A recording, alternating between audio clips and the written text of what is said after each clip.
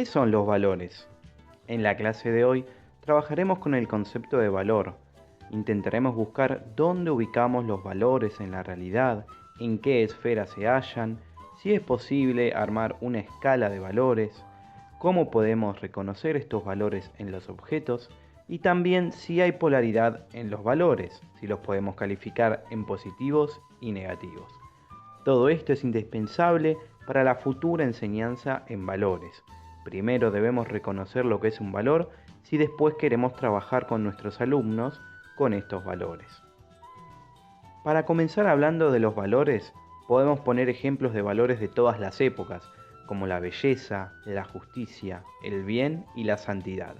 Si bien en cada una de las épocas históricas, el contenido de estos valores fue cambiando, fue mutando.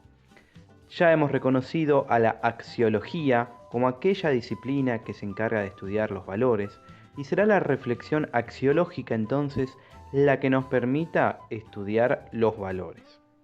Entonces, una primera pregunta que tenemos que responder es ¿dónde ubicamos los valores en la realidad?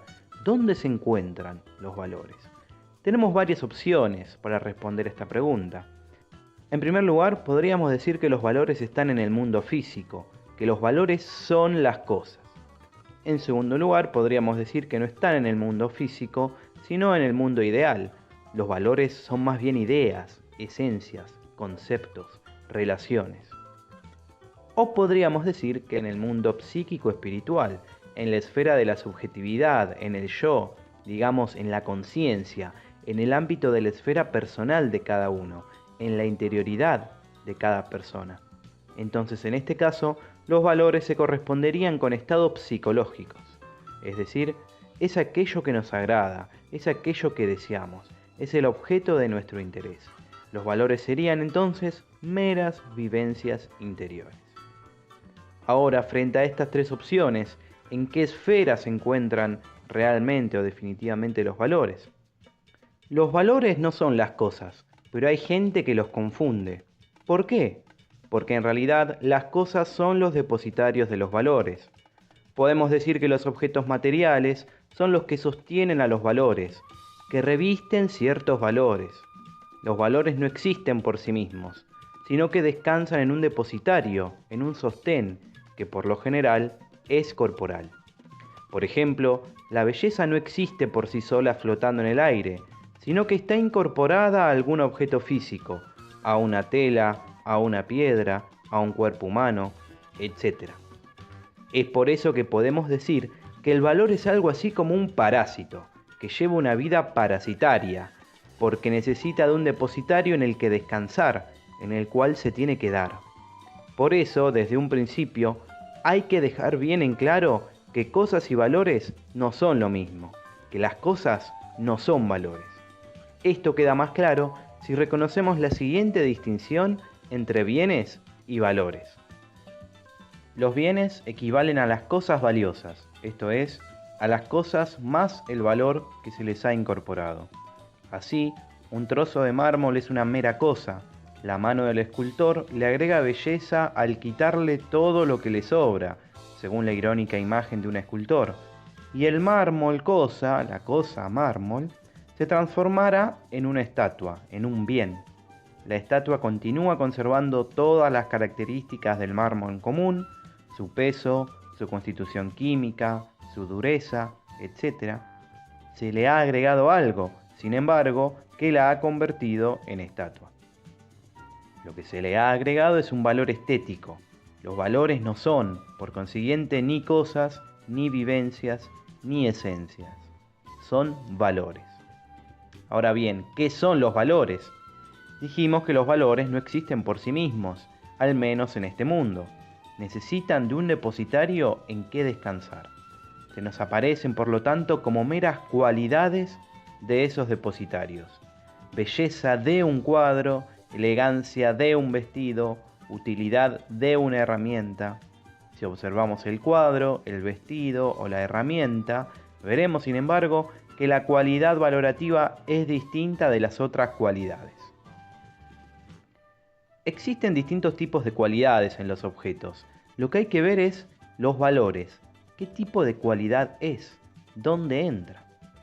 Existen las cualidades primarias, que son las cualidades fundamentales, las que son necesarias para que una cosa o un objeto exista, como la extensión, la impenetrabilidad, el peso, etc.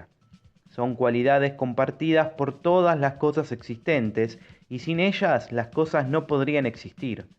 Los valores no forman parte de este tipo de cualidades porque para que las cosas existan no es necesario que sean bellas o feas, buenas o malas, sino que basta con que tengan cierta extensión y peso, por ejemplo.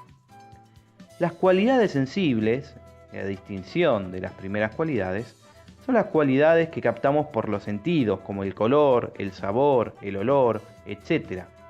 Estas cualidades se diferencian de las primarias en la medida en que entra en juego la propia percepción del sujeto. Unas personas pueden ver un vestido de un color y otras de otro, así como el gusto de lo rico o lo sabroso no es lo mismo en todas las personas. Sin embargo, por más que haya una dependencia de la persona, esas cualidades forman parte del objeto. Podemos pensar en el vestido que mencionamos antes. Por más que tenga un color u otro, es propio del objeto tener un color. El color pertenece a la realidad del objeto, a su ser. La elegancia, la utilidad o la belleza, en cambio, no forman parte necesariamente del ser del objeto, porque pueden existir cosas que no tengan tales valores. Ahora bien, ¿y qué tipo de cualidades son los valores? Los valores no son cosas ni elementos de cosas, sino propiedades, cualidades sui generis, es decir, únicas en su tipo, que poseen ciertos objetos que llamamos bienes. Para empezar, tenemos que decir que los valores son cualidades, de manera que no existen de manera independiente. Esta propiedad es una de las notas fundamentales de los valores. El valor es una cualidad, un adjetivo, si lo pensamos gramaticalmente. Como dijimos antes, los valores son parasitarios, no pueden vivir sin apoyarse en objetos reales. Además, pueden ser eliminados de los objetos. Basta con un martillo para romper con el valor de utilidad de un instrumento o con el valor de la belleza de una estatua. Por otra parte, los valores no son ideas, ni esencias, ni objetos ideales. Una cosa es la belleza y otra cosa es la idea o el concepto de belleza. La belleza de una obra de arte se capta por vía emocional, mientras que la definición o idea de belleza la comprendemos por medio del intelecto. Los valores, entonces, son diferentes a los objetos ideales. Estos últimos son, mientras que los valores no son, sino que valen. Vemos entonces que la naturaleza del valor es compleja. El valor no es ni una cualidad primaria ni una cualidad secundaria, sino que es lo que llamamos una cualidad estructural. El valor depende de las cualidades que una cosa tiene y de lo que ese objeto genera en nosotros, pero no se reduce a una sumatoria de esos elementos, sino a la estructura resultante de la organización, de la forma o de la disposición de estos componentes.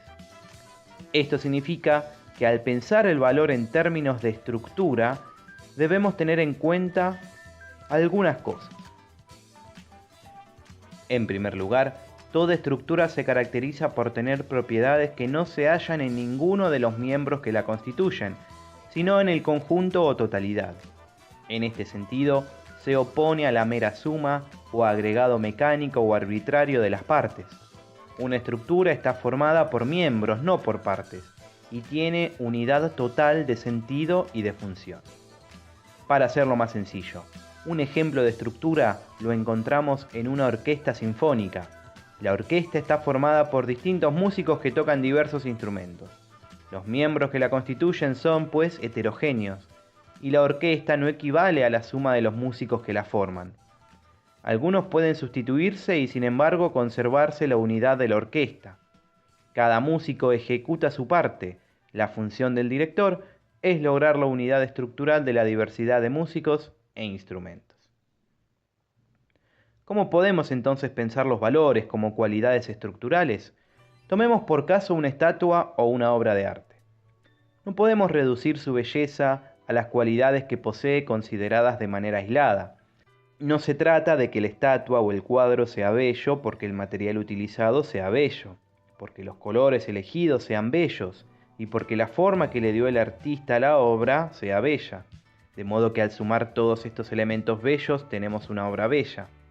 Sino que se trata de que la conjunción de todas esas cualidades en la obra de arte hace que dicha obra sea bella. La reunión de todos esos elementos genera una estructura en la obra que interrelaciona a sus distintas propiedades y hace que la obra sea bella. La belleza aparece con esta disposición que adquieren los componentes de esta estructura. Lo que decimos de la belleza se aplica también a los valores morales. La honestidad, por ejemplo, de una acción no se reduce a una mera suma de elementos que la caracterizan, sino que depende de cómo se vinculan y relacionan dichos elementos. La persona que actúa libre y responsablemente, la deliberación que esa persona hace antes de actuar, su concepción del bien, el modo en que ejecuta su acción y la manera como repercute en el otro. Todos estos elementos forman parte de la estructura de la acción honesta, de la honestidad que se ve reflejada en esa acción. Y estos elementos están interrelacionados. Otro ejemplo del valor como cualidad estructural es el del ramo de flores o arreglo floral. Tanto o más importante que las flores que se usan es la disposición que se les da. Cuando vemos qué puede hacer un experto con las flores pobremente distribuidas por un principiante, advertimos que la belleza del arreglo depende de la disposición de las flores, más que de la naturaleza intrínseca de estas. No hay ramos sin flores, pero la belleza del conjunto no equivale a la suma de la belleza de cada flor particular, sino que es una cualidad que se agrega, una cualidad estructural. Cuando las flores están apiladas sobre la mesa antes del arreglo floral, la estructura estética no existe. Si pasamos del conjunto floral a una de las flores en particular, advertimos que su belleza es también una cualidad estructural constituida por su forma, color, tamaño, perfume y otras cualidades sensibles. Pero es igualmente el conjunto de tales cualidades, y no el mero aditamento de ellas, lo que constituye la belleza de esa flor. Podemos cambiar algunas de las cualidades sin alterar la cualidad estructural, el color, por ejemplo. Pero los cambios tienen su límite. Hay un momento en que la estructura se quiebra y la belleza desaparece. La segunda característica de la estructura es que constituye una unidad concreta, real y empírica, y no una abstracción como el concepto. En tercer lugar, la estructura implica totalidad e interdependencia de sus miembros. La interrelación que existe entre ellos no es una relación de miembro a miembro, sino una mutua interdependencia condicionada por el conjunto. Lo que cuenta es el vínculo que une a los miembros en función del sentido que tiene la totalidad. La relación de los miembros que forman la estructura es una interrelación activa, de ahí que en muchos casos, al modificar un miembro, se altere el conjunto. Resulta fácil advertir que la estructura valiosa depende de las cualidades que la forman. Pensemos en el valor de lo rico asociado al gusto, cuando decimos que una comida es rica, sabe bien o es sabrosa. Si cuando estamos cocinando nuestro plato favorito nos lo olvidamos en el horno a fuego fuerte, más tiempo del que es debido, esa comida pierde su gusto porque se quiebra la relación de las cualidades de esa comida. No solo está muy caliente y podríamos quemarnos, sino que le cambia el gusto a la comida, hace que esté muy seco y duro, y hay ingredientes o sabores que se pierden o quedan disminuidos. Puede disminuir su tamaño significativamente, etc. Y en cuarto lugar, los miembros que constituyen la estructura no son homogéneos. La unidad estructural requiere miembros heterogéneos. Cada miembro desempeña su función específica y no hay intercambio de funciones, como en la imagen de la orquesta. La belleza del arreglo floral es un ejemplo de esto, donde la belleza viene dada por la estructura de dicho arreglo, el cual está compuesto por flores diversas de distinto tamaño, color y fragancia. En síntesis, el valor es una cualidad estructural que tiene existencia y sentido en situaciones concretas. Se apoya doblemente en la realidad, ya que la estructura valiosa surge de cualidades y el bien al que se incorpora se da en situaciones reales. Pero el valor no se reduce a las cualidades de los objetos ni se agota de sus realizaciones concretas, sino que deja abierta una ancha vía a la actividad creadora del hombre. Aún quedan dos cuestiones más por tratar, que son el tema de la polaridad y la jerarquía de los valores.